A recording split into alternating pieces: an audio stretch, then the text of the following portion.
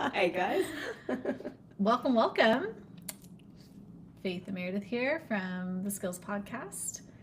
We are going live today to talk about some of the DBT skills that we're applying at work with people. And so we're going to take just some time, walk through some things that we've seen happen this week and apply some skills that we talked about.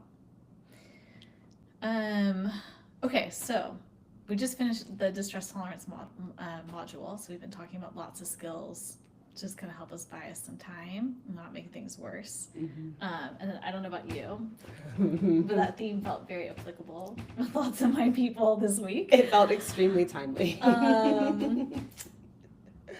Well, I guess off the top of your head, how about for you, like anything showing up or any people that you're working with?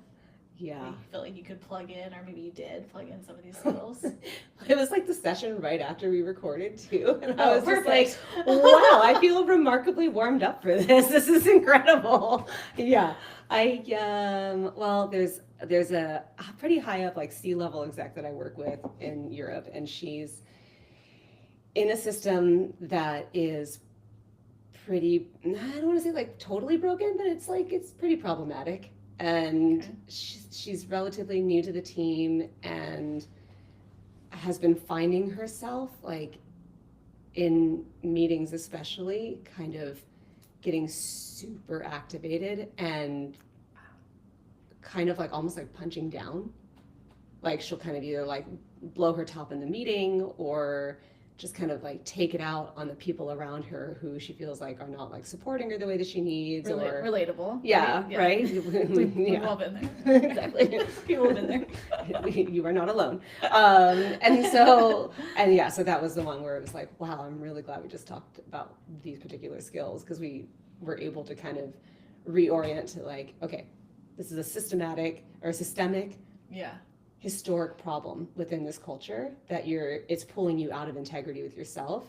Yeah. And so kind of like we talked about on that other live that we did, the idea was what's within your control and how is it, like, what are your values as a leader? How do you want to show up, even if it's a broken system? Yes. Oh my gosh. So useful. Right. And so then we were able to use that, and then I introduced some of the skills to her. And since she's been able to kind of like re-regulate and do that less. Amazing. Like not make things worse. Hey.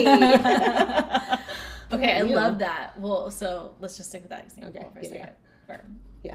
It seems worthy of sticking with that one because I love the idea of values guiding behavior. That's like very much a DBT principle and something that I practice a lot in therapy with people. And it can be really like lofty. Like, okay, here's my values, but here's what's showing up in the room. So how do I reconcile those two things when they feel like misaligned? Yeah. Or they feel like they're in confrontation with each other.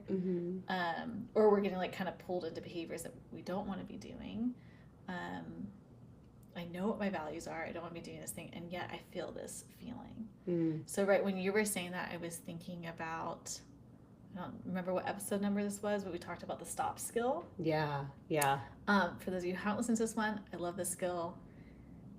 It's seemingly really simple of getting yourself to pause. But for all of you out there, just think about the last time you were activated. It's so hard to hit that pause button. Yeah. So I know that when I start getting activated, I don't want to rip into my coworkers or the people that I am like managing. It's not the time and place. Like, that's not appropriate. Don't want to be doing that. And yet that's like what the urge is. So if we could plug in, or in my mind, if I could plug in the skill there, is getting that person to pause and practicing trying to build that in other places. So when she needs it the most, or when everyone needs it the most, it feels like, okay, we've already built that muscle. Like we've done this, a billion times in different places. So I know what that feels like. And then kind of within that too, or I think of like the next skill would be something we talked about in mindfulness. Tell me if this registers, but essentially two different skills. We can kind of like zoom out or zoom in. Yeah. So like I pause. Okay, I'm thinking about someone that I was just talking with yesterday. kind of similar, but a little bit different, but like gets hot, like especially in meetings when there's lots of people around.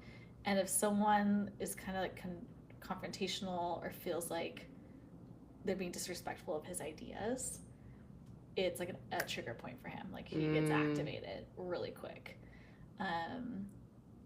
So in those moments, again, we were talking about, okay, can you pause? And then, okay, zooming out would be like, hey, what's the big picture? Okay, where are my values? Okay, I'm feeling this feeling. But big picture, like you're saying, this is a systemic problem, or with this person, it's like, hey, this happens a lot. I know what I typically do, but I want to do something different. So can I have that big picture kind of guide me? Or another one another framing of that is to zoom in, because everyone's a little bit different. Sometimes I feel like when I get overwhelmed, sometimes that big picture is like, oh my gosh, I don't even, like, sometimes I can't go there. But what I can do is focus on what I'm feeling in my body, or like that progressive muscle relaxation that we did. Like, I literally was just doing that yesterday. I literally was like tensing my body completely, and then like progress, and nobody could see it. It was amazing. Like, can you feel your feet? Yeah. Can you just notice even something so simple like that, like bringing awareness to your body in some way, maybe guiding your awareness through that, or taking a couple of deep breaths, or I don't know, doing some type of like just like a little grounding check-in with yourself. So that zooming in sometimes can crowd out the noise of what's happening outside. If that makes sense, like if the external's really activating, sometimes when we zoom out, we're getting more of that too. So it's just two different things that we could do there. That you can pull on, In addition with the pause. Yeah. And what's interesting too is the way you were describing the zooming out and zooming in. Yeah. I almost have like a different take, because you're zooming inward. And I think I was hearing zooming out and zooming in as, sometimes I feel like when we're super activated, it's like you have that like laser like focus, and your eyes haven't like blinked in like an hour, you know? Yeah. And so in that case, helpful to like pull out and like soften the gaze. Yeah. Right. And remember, like, a lion is not trying to eat you. You are safe. Yeah. A bear is not hiding around. Saber-tooth tiger. Saber-tooth tiger, yes. Yeah. Exactly. And so that's kind of what I was thinking, is like, if you've been in that super, especially for all of my people who are on screens all day, if this is happening on a screen, holy Lord, just pulling back. That's very true. But I love that also, the idea of going internally too. All of those are different ways. I actually love that just happened right now. Because when we think about the skills, or when people, really bringing these to work, is talking about bringing this like to each individual person. Yeah. And each individual person might interpret it slightly different, or might use it different. But the strategy is still the same. You're still getting yourself to pause, and you're still flexing that muscle of just like working with your orientation for a moment, to then see if that offers a little bit of breathing room to then do something different, to not keep doing the same thing that you don't want to be doing. Yeah, truly live your best life. I think my favorite thing about it too is that all of these things, because a lot of the times when we talk it through, or you're teaching a skill, or you're learning a skill for the first time, or you're trying to apply it, it can feel really clunky and slow. Yeah. But I think you can tell, if you haven't even listened to the podcast yet, and you've never even heard of what these skills are before, I think you can tell how quick those skills are. They're just seconds, true moments of just, I'm just gonna pause. Maybe you count down from 10 to 1, or like you do some really complicated counting. Like I heard somebody suggest like the letters of the alphabet and numbers backwards. So like 26Z, 25Y, 24X, and it like completely pulls your brain out. Or breaks your brain. Hey, depending on who you are. If you're looking for a shift, guys, I think it just worked. It will work. Hey, did I give you a shift? That is exactly what you're looking for. The brain break. Oh, this is my favorite thing ever. Okay, yeah. But yeah, it's quick. It's quick. It's a shame we don't know how to have any fun, guys. None whatsoever. Yeah. The other thing that I want to say about the stop skill too is, and this is a little bit related, a skill that we talked about last week is mindfulness of thought. basically like being aware of how you're thinking and what your thinking is doing. And sometimes we just get so serious. Everything is like so serious. So true. Especially in times where it feels like high stakes, or we feel like we're at work. We should be presenting ourselves a certain way and all these things. Mm-hmm. So I say that to say, sometimes when we think about applying the skills, it just feels like high pressure. Like I got to do this right, or I got to be able to, whatever the internal dialogue is. I love the practice of trying to practice this like pausing, zooming in, zooming out, just in like regular everyday moments, or like in lower stake moments. Can you just practice? Right now I'm thirsty and my drink's right there and I want to have a sip of water. So I'm noticing an urge to do something, and I'm just gonna pause. I'm gonna wait. It's hydration, so I am gonna act on the urge, but I'm flexing that pause muscle. Like I just had the urge to do something. I didn't have to act on it immediately. Does that make sense? Totally. Or like even if you're doing something like fun and you're having a good time, can you just pause, like zoom out, maybe like observe the whole situation for a moment, and then go back into like participating? Yeah, that's really cool. Like, the idea of like being able to practice it, right? You have like more practice grounds for it. Because if you practice it everywhere, then yeah, good job. Hydrate. Big proponents of hydration here. But I think what you're saying is just by practicing it in the moments where the temperature is low, you're not feeling activated. It's just like day-to-day living. Then it'll be more of like a fluency, almost like muscle memory for you. Yeah. Like when you need it and you need to call it in the moment when you don't want to make things worse. Yeah, you're like flexing that muscle. Yeah. So even me doing that there I'm building that muscle strength. So when I need it in those like higher peak moments, I can do it. Interesting. It almost like my brain went two places. One, I feel like a great place that I will practice this is like I was like, where do I experience like urges that I act on like frequently? And it's usually that urge to go reach for my phone. Oh, great one. Yeah. I think that's going to be like the task I give myself this Anyone week. wants to give the homework. Yes. That's a great homework. Come join me. I'm going to attempt to not reach for my phone the moment that I have the urge. And then the other thought I was having is that in clinical background, coaching, operator background, is this muscle connected to the same muscle that you develop when you learn to meditate? Of like bringing your mind back to the present moment? Yeah. Huh. Look at that, guys. Yeah. It all links together. That's really practice. Cool. Yeah. The same thing. You're having an experience. Your brain goes somewhere else. You bring it back. It's that attentional control. So being able to you have awareness. You have an urge to do something. You're pausing. You're redirecting yourself. All of that is like that kind of same muscle memory and like muscle we can build on.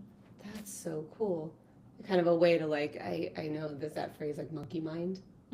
Like how to train your monkey mind when it wants to go like skittering all over the place, and just to be like, nope, we're here. I feel like if I get on the soapbox for a second about this, I really feel like our focus is one of our most precious resources in addition to our time. Yeah. And I feel like this is kind of the fight that all of us in this world who are engaged with any sort of technology, there is such a battle for our attention and for our focus. And I feel like the more that we can just practice little things like this to be intentional about where our focus goes. Yeah. Right. And to maintain some sense of like agency over that. I feel like it's one of the most powerful things we can do to support ourselves and the people around us. Yeah. You know, I think it's like a positive ripple effect if you're acting mindfully versus just kind of like on autopilot. Lots of net benefits there. Yeah. Okay, maybe one more skill. Yeah. So I'm realizing as we're talking about this, it seems like, oh, so simple. Just pause and don't do that thing. Like, don't grab your phone or like, don't do it. Don't do the thing that you want to do. Like, again, like this is really hard. And then this can be a place of like where we can stack the skills. So we pause, we can zoom in, zoom out. Then in tolerating not doing the thing, that's a great place, like you mentioned, distraction. So the counting backwards. So I guess maybe we already named that one. No, but I didn't name it as a distraction, so I think that's really important. That we might just have to do something else to just help us by that time. Mm-hmm. Build that mastery at not doing the thing. Mm-hmm. We talked about the accept skills. There's like tons of different ways that you can distract yourself. Basically, my rule of thumb is like, if it's, as long as it doesn't harm anyone or doesn't harm you, Mm-hmm. not doing any more damage, then it falls. Go for it. Do something to distract yourself. Yeah. Because it's, I don't know if there's a short explanation of why we try to like get away from it, but like they say that these emotions that we feel kind of come in like a wave, they peak and then they'll subside if you just don't resist it and don't like latch on to it.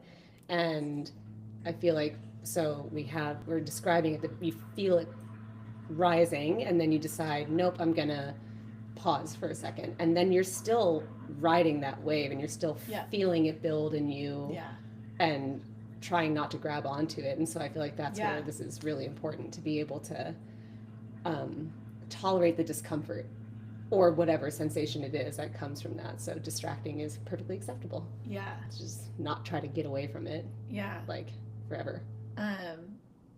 Back to my person who was in that meeting Mm-hmm. and gets it's a place where this happens a lot. We talked about bringing in like even like little fidget toys that he could like just have in his lap. So like no one has to know that I'm doing this, but I'm like, this is not a fidget toy, but just imagine if it was like something I could hold and kind of play with. So he's gonna sit there knowing that he's like trying to surf this urge. I'm just gonna like play with this little fidget toy for a few seconds, again, to help me get over that hump. And you can feel that shift. Okay, now I feel like I can ask questions about why that person just was like oppositional, or why that person said something opposite that they said they were going to do, or whatever the prompting event is. Yeah, and then if you don't feel that shift, then that's where I feel like you could use that stop skill again and just give yourself permission to like, please go re-regulate. Yeah. Take a break. Go listen to some music to intentionally shift yourself into a new state.